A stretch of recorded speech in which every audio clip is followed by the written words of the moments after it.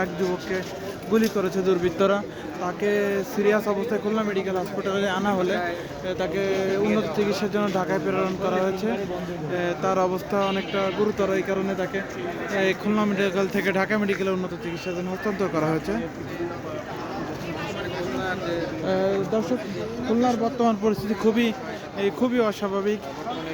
নিয়মিত যতটুকু জানেন বলেন। আমি সেরকম কিছু জানি না। সেরকম বলতে কি মানে আমরা একটু আমাদের এই এনজিওতে যাচ্ছিলাম সমিতির মাধ্যমে কাজ করতে।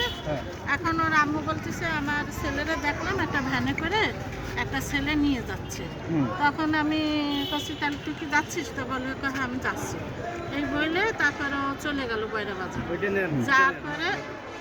যাওয়ার পরে বললো যে যায় তাদের খুঁজে পাইনি, না পাওয়াতে আমি ওই ছেলের চিনি, মানে ওর মা বলছে, ছেলের মা বলতেছে। বলার পরে তা ও আবার বাসায় রিটার্ন আসে। আসার পর আমার বাসায় বসলো ওইখান থেকে একজন এসে খবর বললো যে তোর ছেলের এরকম গুলি লাগিয়েছে, একজন খবর পাঠিয়েছে, তুই এখনই আড়াইশো বেড়েছে। তখনই আমি ওরে নিয়ে এখানে চলে আসলাম।